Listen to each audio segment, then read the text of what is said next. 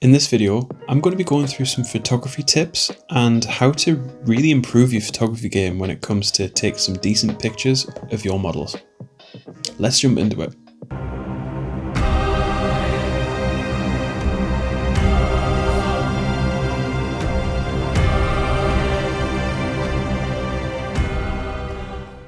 How's it going, guys? My name is Matt, this is my beard, and welcome to my first video of 2025. Something that I'm going to be focusing on a little bit more this year is creating photography content for my Instagram and basically chronicling my journey when it comes to miniature photography in general. So naturally, as anyone would, I went onto YouTube and looked at different tutorials of how to basically, take better photos of your models. And a few things were prolific through the content that I watched, and I'll summarize those later on in this video. But then there was one thing that didn't really stand out, and that was composition. So I'm going to go into composition of photography and photos, and one of the key principles that I learned back when I actually did photography as a hobby years and years ago. So first and foremost, let's go through the things that they've been displayed en masse, and something that I think would just be a quite nice quick summary is to, some basic tips, some beginner tips or beginner friendly tips for when you're looking to up your photography game in the hobby. So let's jump into that.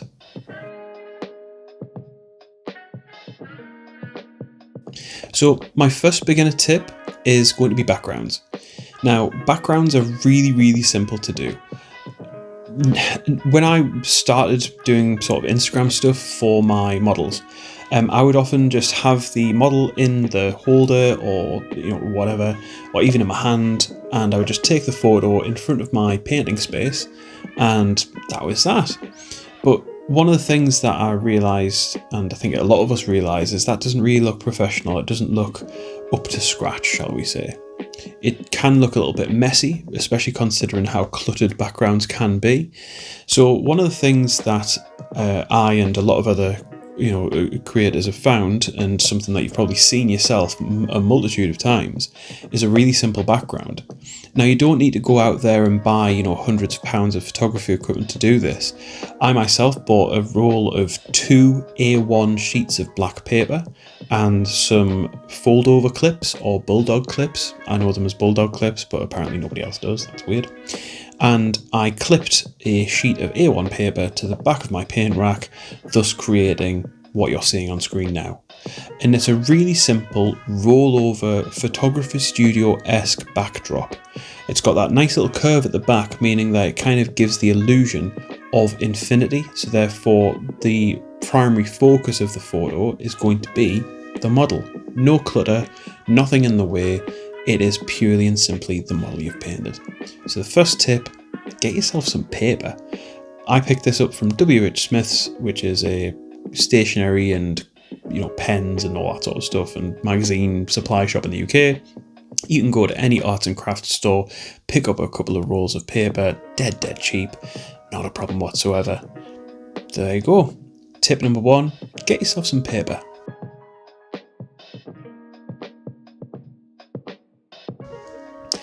Tip number 2 is lighting. Really simple again. If you have a permanent setup, or if you're using a hobby lamp for your photography, you can just use that. Angle it facing towards your model, so have it not directly down, but potentially at a 45-degree angle, if not directly in front, and you're onto a winner.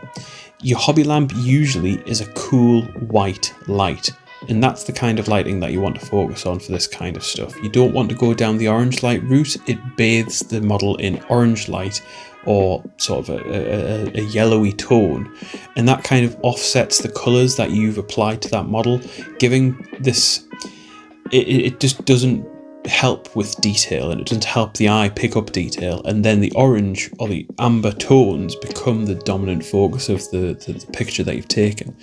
So go for a cool white. Now, if you've got just a cheap IKEA lamp, or if you've just got a lamp that you've bought from Argos or something like that, which you can change the bulb out of, get yourself to your local shop, so a local grocery shop, and pick up just a cool white LED bulb. Make sure it's the right fit, because otherwise you'll have to go back and get another one. But it's a really simple hack. If not, if you're using either one of the overarm bar lights, the task lamps or hobby lights, you can angle that accordingly. Again, it's a cool white light, and it'll help bathe your model in the correct light at the cool white level, meaning it's crisp and it's allowing detail to be pulled from that image. That, coupled with your backdrop, you're onto a winner. I've used a really cheap Amazon lamp that I bought. I think it was £20. I've used that to take photos in the past, and that's worked perfectly. I'm currently using my Native Lighting Onyx task lamp, which I just angle towards my models at about a 45-degree angle to the model itself, so it casts a little bit of shadow underneath, but not too much to dominate the actual model and the composition, and that works perfectly for me. So tip number 2, get yourself a nice bit of lighting on the go.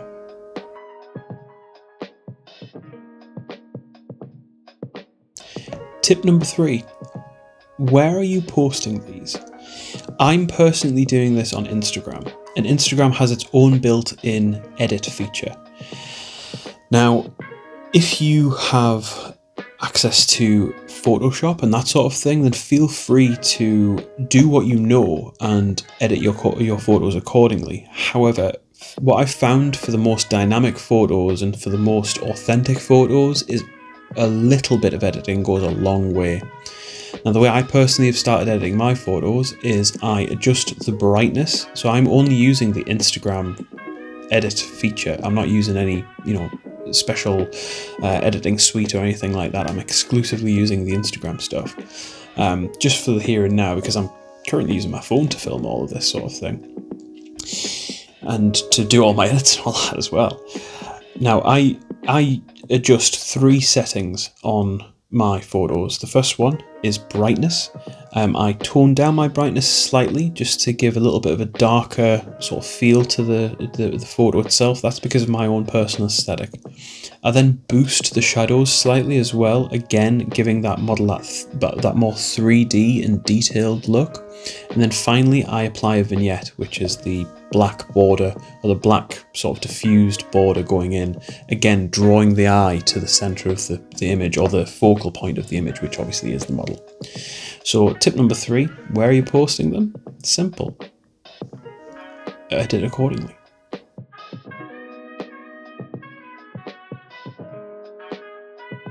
My 4th tip is all surrounding angles, or the volume of photos. Now, you can take 100 photos and only 3 of those photos be good. Don't worry about it. That's what photography is all about. It's all about trial and error. So don't be too hard on yourself if you're having to take hundreds of photos of your model and you're not finding the right angle. You will find it. It's just trial and error. So don't be too hard on yourself and don't give up. It's really easy. Now, I try and take a handful of photos from different angles, so front, back, side profiles, things that I would accentuate a weapon or a face, that kind of thing. Whatever I'm wanting my viewer to focus on, I will angle the model accordingly. And that can be exemplified with this photo here, which is of my flying hive tyrant. I just wanted to put a little bit of focus onto the face.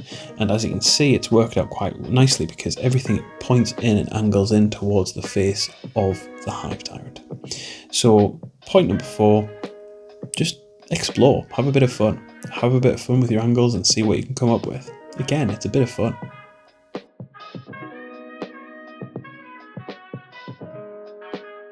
My 5th and final tip is comparison is the thief of joy. If you're on Instagram and you're scrolling on through and you're finding that everyone's photos look better than yours, well, you should maybe stop thinking like that. You've painted your model, you've put the hours and the time and the effort into painting your model. And if you're comparing your model to somebody else's model, then unfortunately you're going to be in for a bad time, because you're going to start picking out details of theirs which you really, really like, and you wish and you regret not putting a bit more time and attention on to your model. So comparison is the thief of joy here, and you don't want to be sat there regretting the time you've spent. You want to be celebrating it. So yes, appreciate other people's models and appreciate other people's photography and appreciate other people's detail work, but use that as points of data for your next model or for your next project. If you want to put a bit more time and effort, for example, into the composition of a weapon and highlighting the weapon or adding some glow or glow effect to a part of the weapon, then do that next time. But for the model that you've just painted and you're trying to take some nice photos of, why would you compare that to anybody else's? You've done a good job. You have. Trust me.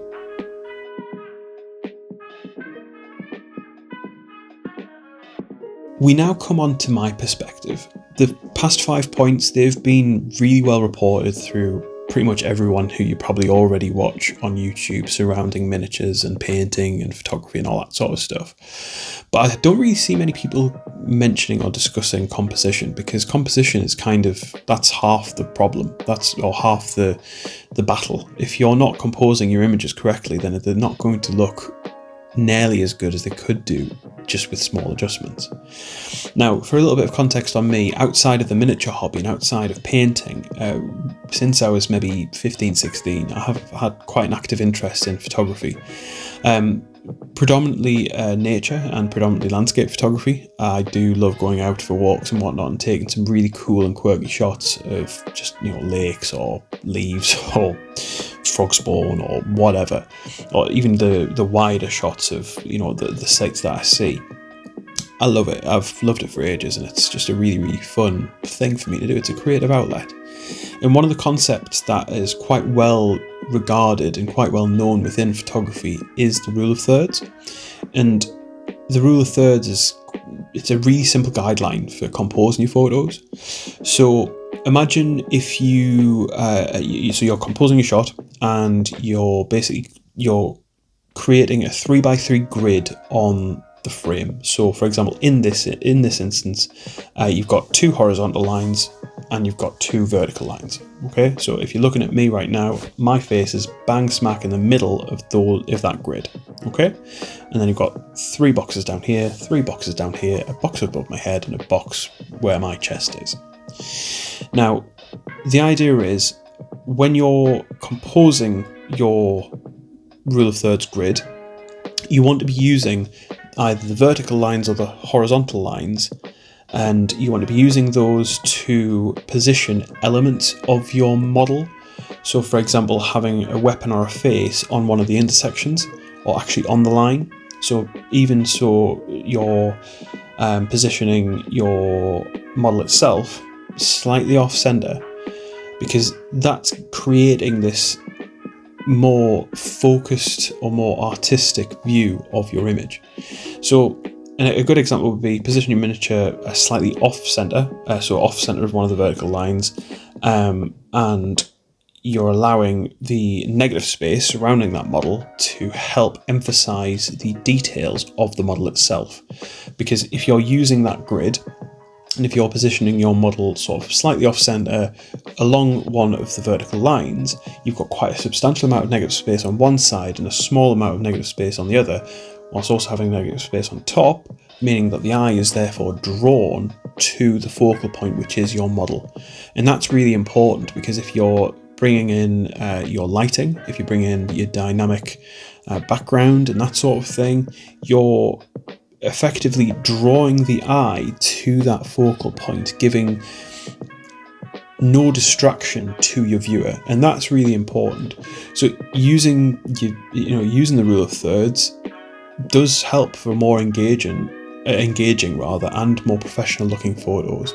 So take that into consideration. Now, I am going to show you a handful of photos now that I've taken using this concept and using the previous 5 points that I've given, just to give you an idea as to what can be achieved. And then at the end, I'll show you some of my old photos I've just taken sort of on the fly, not taking any of this sort of stuff into consideration. So, without further ado, here is my photos.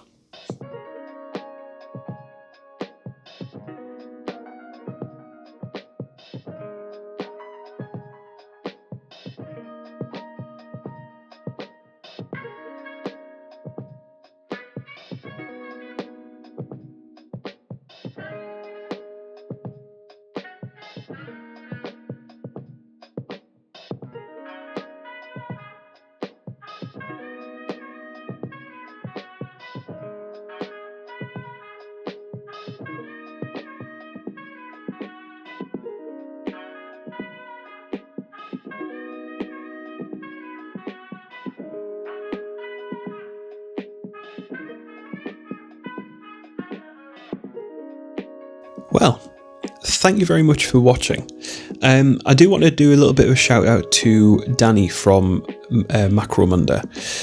Danny was kind of the inspiration for this video, and also the reason why everything behind me is red. Danny uses these mini portable LED lights, which basically like are accent lighting, and I'll be using some of those in some more advanced photography stuff later on down the line, and I'm hoping to get Danny on the channel as well to kind of give his perspective, because Danny's actually a professional photographer by trade. So outside of miniature photography, he has his own professional photography business, and he does really, really well out of that. But he actually inspired me to make this video in the first place, but then also to help articulate what I'm doing here and help articulate the importance of positioning when it comes to photography. Now, don't get me wrong, this isn't for everybody. If you just want to take a snap of your photo of your model and send that to the world, you know, who am I to say otherwise? But if you want to sort of up your game slightly, or if you want to have a little bit more of a professional feel, then there are some small things that we've just discussed that kind of help that out. So Danny from Macromunda, thank you very much. There's a handle on screen now, and also his Instagram page. I'll pop a little overlay of that on as well. Please feel free to go and have a look at his stuff on Instagram. Really, really cool stuff. I met him down at SumCon last year. Very, very brief interaction, but he was playing around with these newer lights, and he was playing around with his camera, and he was taking some absolutely sublime photos. So again, thank you very much for the inspiration, Danny. I really appreciate it, and fingers crossed we'll have you on the channel soon.